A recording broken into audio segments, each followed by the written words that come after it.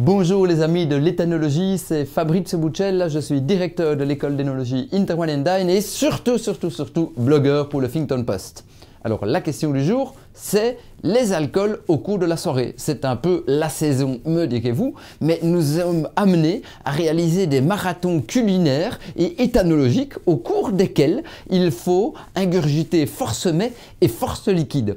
Et bien sûr, on serait tous heureux de savoir s'il y avait un truc à suivre qui nous permettrait de nous lever frais et dispo comme des gardons le lendemain matin. Alors, je vais directement un peu couper une aile à un canard, si vous voulez. Il n'y a pas en tant que tel de remède miracle, bien entendu. Mais par contre, on peut essayer d'améliorer les choses ou en tout cas de ne pas les empirer.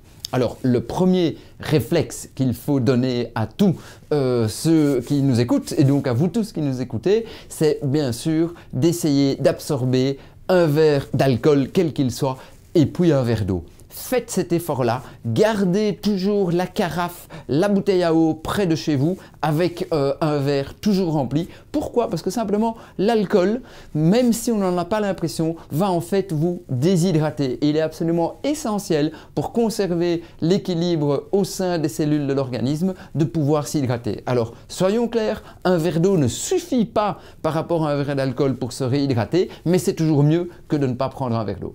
Et par ailleurs, petite astuce, vous allez subsidiairement un tout petit peu gonfler l'estomac, ce qui va en fait vous donner de un peu moins boire. Alors, ça c'est le premier point.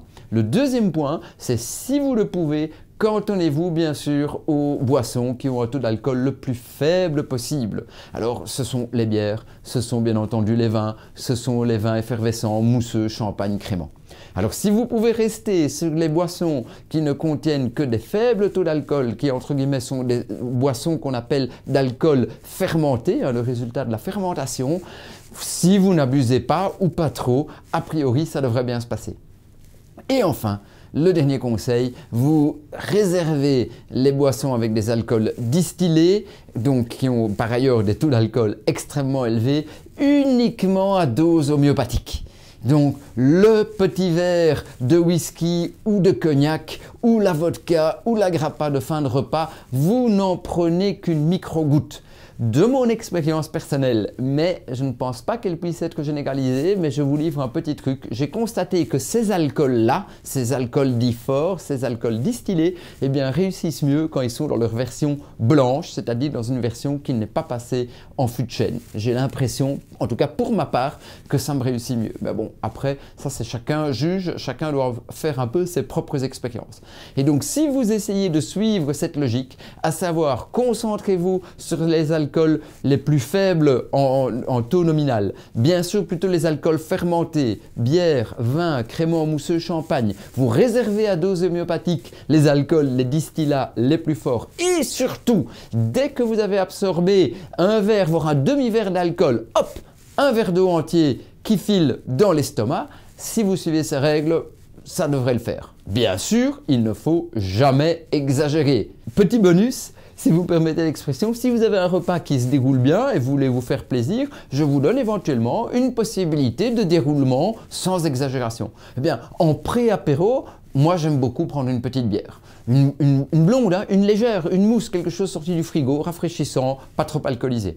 Après, bien sûr, souvent, l'apéro officiel, ça se fait avec un vin mousseux, avec un vin effervescent, crémant ou champagne en fonction du budget et de la qualité de la soirée. Après, on va sur des vins blancs, et puis sur des vins rouges, bien entendu. Et enfin, on peut terminer, si le cœur vous en dit, par un petit distillat, par exemple un verre de cognac, par exemple, ou une grappa, des beaux résidus de la distillation de nos régions françaises ou italiennes. Attention, si jamais vous craignez quelque part, vous craignez un peu la difficulté en termes d'absorption d'alcool, je peux vous conseiller de supprimer une des deux couleurs.